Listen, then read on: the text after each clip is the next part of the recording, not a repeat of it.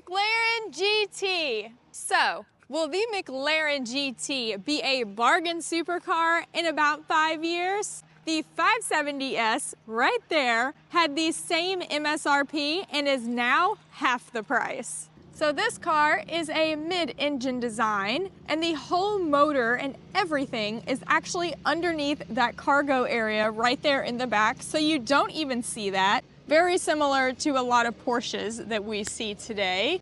This is rear-wheel drive. It has a twin-turbo 4-liter V8 making 612 horsepower, going 0 to 60 in 3.1 seconds, and having a top speed of 203 miles an hour. So MSRP on this car was about $210,000 before options, and today you can get them for about $140,000.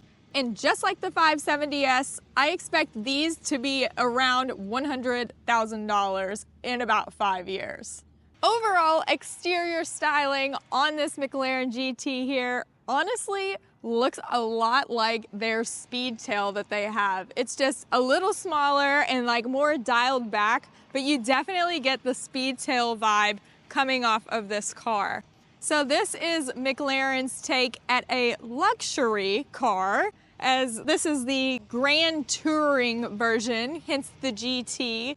So it's more drivable, you know, more useful than their regular McLarens that they use that are more track focused and driven kind of cars. This one has more nice touches, more leather, things like that. And it just overall looks really cool. I like this spec. It's more sporty than some of the other McLaren GTs that I have seen previously. So it kind of gives off a closer vibe to a more track-focused McLaren altogether. But it still has, of course, the McLaren headlights and taillights and things like that. So we're gonna dive deep into this car and I'm gonna show you all the cool things that it has. Starting off on the front end exterior styling here, we have plenty to talk about, but first, we're gonna start at this massive windshield that kind of starts to go over the top of the car, and then you go down, and they have a massive windshield wiper for that massive windshield.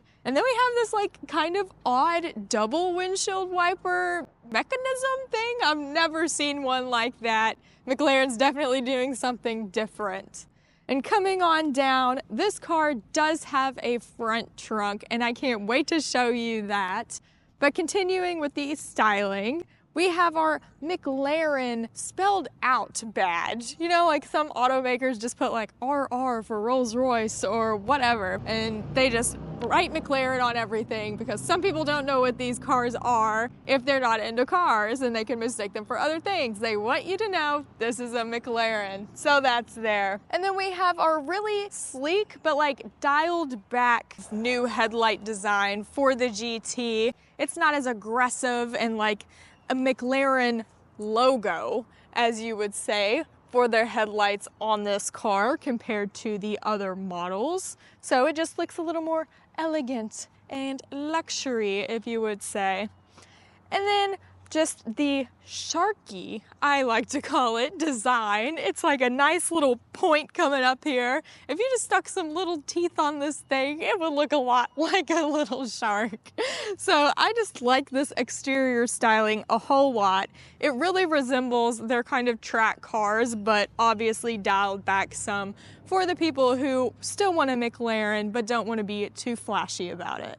Now I know you are dying to know how to get into the frunk of the McLaren GT, and you do have a button right on your door when you open it up. It'll be right on the side here. And you can also open it using the key and hitting the little Frunk logo on the car on your key. So this Frunk does not have a latch at all. It just pops right open, and then you can just lift it just like that. And oh look, here's your gills for this shark here. That's an awfully weird design. I've never seen something like that on the side of a Frunk lid before. Starting to move down, we do have this little vent like right here on the top, and I'm not really sure what that is for because it kind of vents out the sides here with those little open things right there, but So we have this little plastic panel on the left side here, and it has like a little book with a little eye on it, like an information manual type of thing. But you lift up this little panel and there is your steering fluid under there. It gives you no indication that there's steering fluid fill up underneath there on that panel. And then if we pop over to the other side, it has another little information book. And then it has your windshield washer logo under it. So if you lift up that panel, the top fluid is your brake fluid. And then under that is your windshield washer fluid. But these little information things don't give any indication to what's actually under there. So that's kind of weird. But moving down, we have a spot specifically for our little fire extinguisher. He's pretty cute in there, has his own little cubby. And we have a couple nets right there just to hold some things. And then right here in the middle, we do have a 12-volt plug. We have this little tiny light right here. And under that is your kidnap button light. But it only blinks like every 5 seconds, like one of those airplane tower things. So if you ever get stuck in your McLaren GT Frunk, you got like 5 seconds to figure out where that button is before it'll blink again. Like, it's so odd. And then if we look into this front area here, we do have like a funnel and your tow hook and stuff like that right here, but it just like is in your exposed kind of foam. Like, it isn't in anything nice. It isn't in like a little bag that says McLaren. It's just stuck up on the front of your frunk, sitting in foam. But overall, the frunk space that you get with this car is plentiful. Like, this is very practical, and this isn't even an EV. It literally still has a motor all the way back there, and they give you all this space. You hardly see frunks in regular cars. So if I put my arm down here, it literally goes almost to my shoulder. Like, it is very deep, very wide, and I want to see if I fit. So let me hop in here. Man, it is like not even tight in here, very roomy. This is comfortable. Moving on down the side of the McLaren GT here. First, I want to start at the reflectors on this car because both of the reflectors are actually turn signals, which is cool, but then you also get the turn signals inside your headlights and your taillights as well. So it's just like an extra little turn signal there. And if we move on down, we just have like these kind of big, weird, bulky mirrors. I feel like they could have made them more cool, but they're just kind of in your way a little bit. And if we come on down more, then we have our mini actual functioning vents, which is super, super nice. I'm tired of seeing automakers just putting a fake vent somewhere and it actually not contributing to any airflow. But since the motor is back here and it just needs all the cooling it can get, McLaren said we're going to use actual functioning vents, and they are everywhere on this car. And then if you see this little panel right here, that is actually how you get inside this car, and I'll show you that in just a second. Right here, we kind of have like this double tiny window thing going on. You don't see that too often. That's kind of odd because they have like this big panel glass thing going on. So they didn't really have anything to stick there. So they said, we'll just stick another window. So you have like two back tiny windows. And I just overall love the design of this car. Like, it is still super sleek, but it also still has the like McLaren kind of like aggressiveness. It still has like the line and coming back to the big fenders and just being a luxury but sporty kind of car. And then finishing off, we have our kind of ovally shaped gas cap that honestly kind of flows with this aesthetic of the fender better than if it was just a circle. So they thought about it a little bit more. And this car does not come standard with carbon ceramics. These are just steel brakes at the same price point of the 570S, because this is not like a more sporty kind of track car. They just decided to give you regular brakes as the base of this vehicle. Now onto the back end styling here. I think this is super cool. Okay, McLaren like really changed it up from their previous models, and they've done something new with the taillights. They're literally just straight across. They look super cool and super sleek. I like how they've put them inside of this one, again, like open vent kind of thing. It's like a odd design. It's kind of like a spoiler has been built into the back here. It's odd, but it's like kind of goes up. It's cool. So starting up here on this carbon fiber, we actually have this center weave design, which it only has this one little piece right here on this spoiler as an option, but you usually see that on like hypercars and things when they like really pay attention to the weave and how it comes together. So that's a really nice touch. Then this is our third brake light right there. And once again, we have McLaren actually spelled out on the back of this vehicle, not just a little McLaren logo. And if we move down, we have our backup camera right there. And we have this really cool girl that you should go subscribe to right now, right about there. And on each side of that, we have actual functioning vents once again. And then moving down, we just have like these massive exhaust tips that are probably like 4-inch or something. They're just so big and like kind of protruding a little bit out of, once again, this functioning air vent. All right, now moving up to the rear end here. So all of this huge piece of glass actually opens. This is your trunk. That's crazy, right?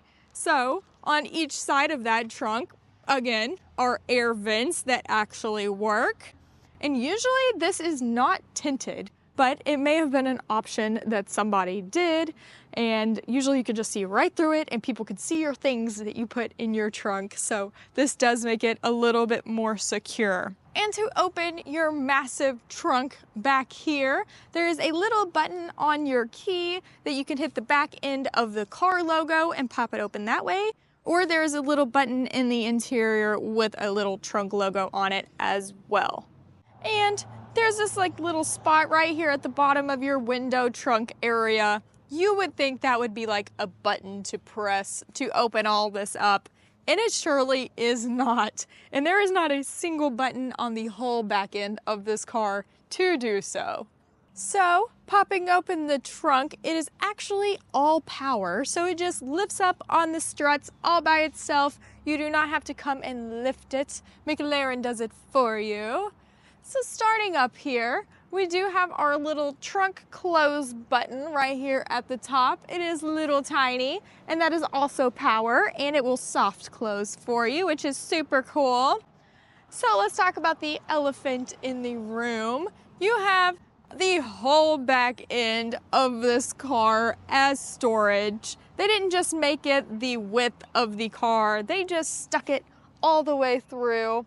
So if you have a piece of wood that you need to bring home, you can bring it home in your McLaren GT because it is more practical than the track McLaren.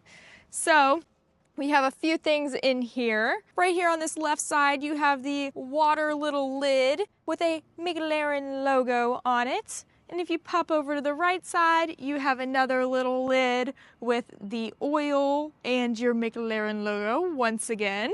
And that is all encased right here in this forged carbon fiber, which looks super cool after lifting this up, and it's just like kind of gleaming in the sun.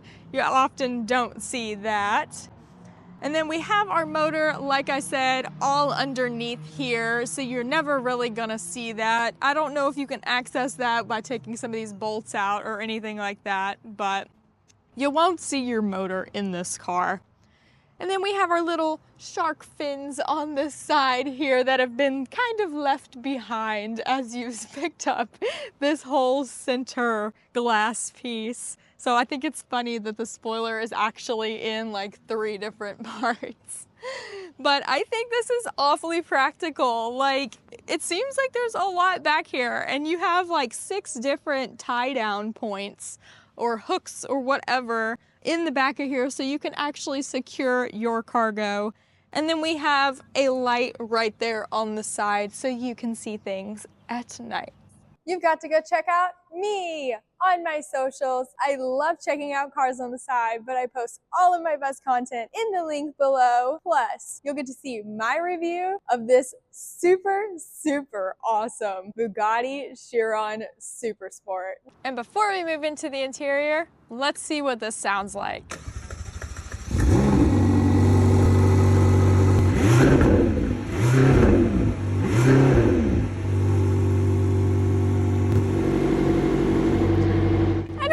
What I expected, but honestly, it's a little low toned for being a McLaren still. This is wild.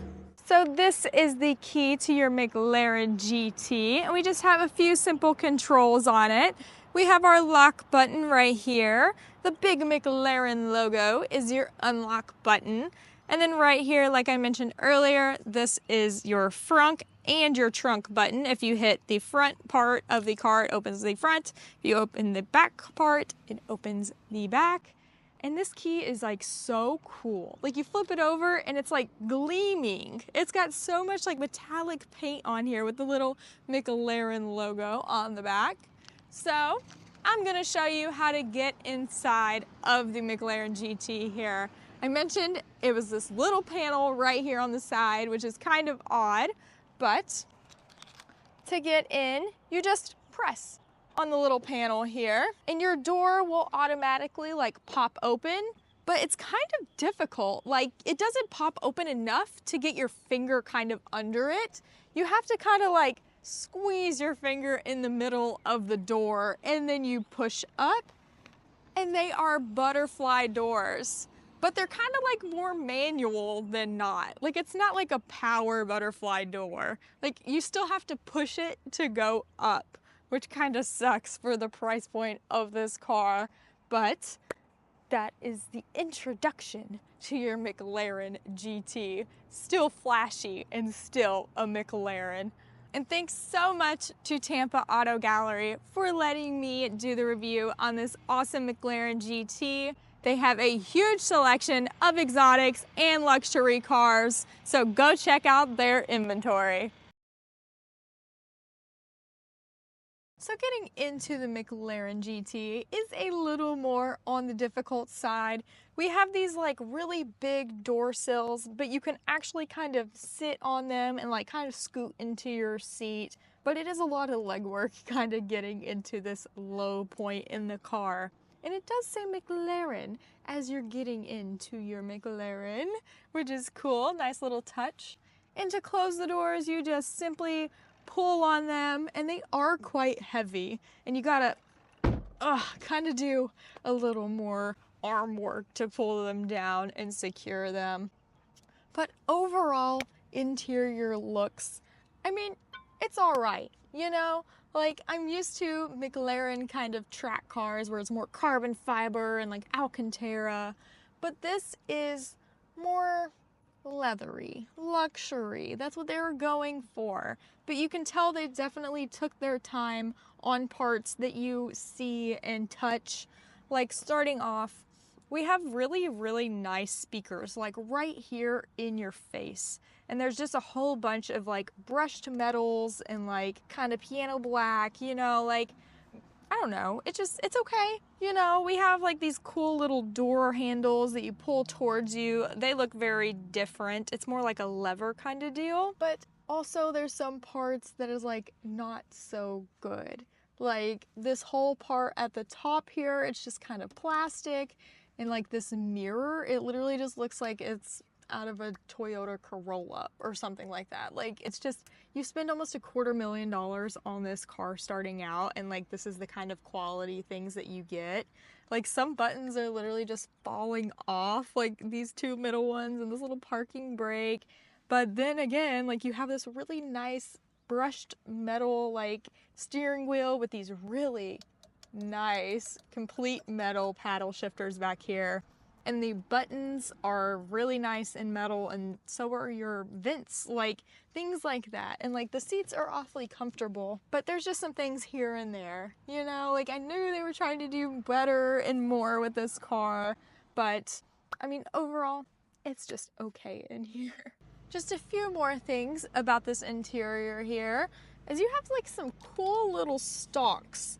They have like a little bit of holes in them. It's very different, and it's not just your regular plastic. Like, they're really thin and sleek and really fit the design of the overall aesthetic here. Over here on your left, you have your button for your frunk, and then under that you have this button for your trunk. Next to that, you have another little set of dials that controls your headlight functions and things like that. Getting over to the other side, you have the dial that controls your mirrors and things like that. And then if you press in on the button, it is your parking sensor. And then moving up, we have our visors, of course, but usually McLaren does not put mirrors with their visors. So with this being the more luxury version, they give you a little fold down mirror. It's literally like not even connected. If you want the mirror, you have to fold it down manually, but they do give that to you. And then we also have like this kind of weird speaker design, like coming through the middle. It's like a swoopy kind of whole speaker thing all the way up there in the front of your dash section. Now, let's get into this infotainment. Overall, it honestly looks just kind of like a big floating phone of sorts. Like, sometimes you see like most horizontal kind of screens, but this one is vertical, so it definitely makes McLaren a little bit different. But we just have a few things to go over here. First, I mean, it's just simple. Like, you have media, phone connections, navigation. You can connect to your garage to open it up. These are just some audio settings on where you want your audio to sound best at. You can have driver focused or just all around. And this right here is actually your home button to take you back. And another cool feature, ambiance. You have about 6 colors to choose from of the colors of your interior, and you can choose their brightness. Do you want it on the footwell or the cockpit? Do you want it on neither or both? You can choose that, customize that, so that's cool. Going back home, go on to settings. We just have a few things here. One thing to note is your driving preferences and just a few things that you can control or things that you would want to have. Other than that, it's really just very basic. But getting onto the climate controls, it's not your normal person just sitting. He has a little helmet on. He's a little race car driver. So McLaren still put that little touch even in their luxury kind of car here, which is super cool. And then if we look, to turn on your heated seats, it's a little more work than just hitting a heated seat button. So you just press them on in your climate control settings. There is no physical button for that. But what's cool that I've never seen before is this little climate thing says quick hot or quick cool. Never experienced that before, so that's awfully neat. But just some more basic buttons around here, and this dial controls your volume controls. So that's it for infotainment. Very easy, very basic. So moving down in the center console here, we have our engine start stop button, but it's kind of like a see-through kind of plastic down there. I've never seen one actually like that. Usually it's just plain red and just says that on there. That's kind of neat and different. And then we have these 2 dials right here. You can move them, but to get them to work, this is where you change your drive modes, right? So you have to hit this active button first, and then you can change between comfort, sport, and track on both your suspension settings and your drive settings. So you can kind of mix and match that how you want it. Coming down, we have our do not resuscitate buttons once again that are just kind of plasticky. It's just all sitting in like a piano black kind of plastic setting here. Most other buttons are self-explanatory. We have our hazards. This car does have launch control. And then we have our lock button and our little like auto off car button, like kind of down in the basement. That's one of like the kind of quality things that I was talking about. So little things that just need to be kind of polished up here and there. So if your storage in your massive frunk and your massive trunk wasn't enough, there is plenty in your interior here. So starting off, you rarely see storage in like a butterfly door type situation, but McLaren has done it. There are little pockets right here, right there on this door and on your passenger door. And if we move on down, we have our center console right there that has like these kind of two little phone slots, you would say. You can kind of, you know, fit a phone in there. And it also has two teeny weeny little cup holders. But you do get a third cup holder right here that's normal size. And this center console area is pretty cool. It honestly looks like the McLaren logo just a little bit, but it's quite hard to open because of this cool design. So you gotta like kind of press in a little hard and then it lifts open. And you have this little teeny center console that has one USB plug in there. Moving on to the passenger side, their footwell gets a little teeny weeny net down here and something super duper cool. The driver's side has a little pouch for storage right here. I thought they would both have it, but they surely do not. And there is also no glove box at all in this car. And then, I mean, you have your storage in the back, right? There's this bar right here behind your seats so that your stuff doesn't come flying forward if you do not have it secured. So make sure you strap it down if it's like flying around. And even being in the interior with the car on is actually still pretty loud. Like you can hear it right there, right behind your head, especially because all of that is exposed right now. So if we move into the gauge cluster here, you use this little stalk down here at the bottom to control your little menus right there. So you go up and there's just some vehicle info. You have no messages, nothing wrong with your McLaren here.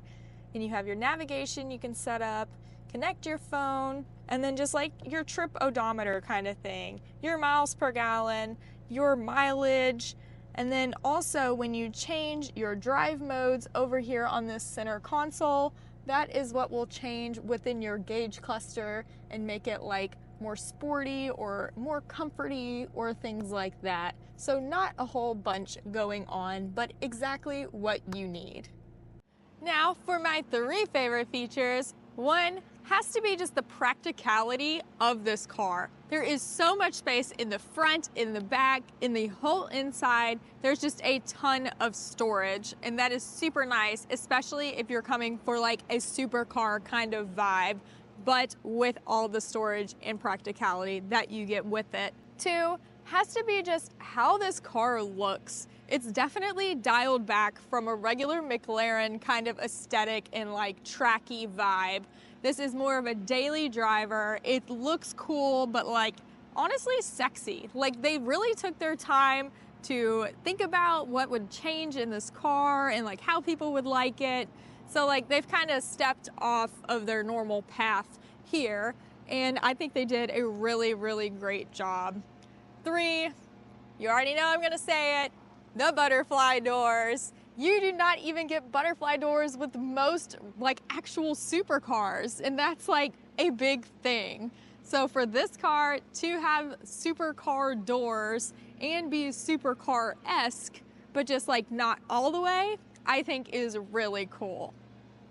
So for my Riley ranking, I'd probably give it like a 7.9 at least, because this thing does still go really fast and it is still a McLaren. And this spec specifically is super cool and sporty and not like fully luxury. You know, you still get your nice leather seats, but it's not like all the carbon and race car parts that you get in a regular McLaren kind of track car.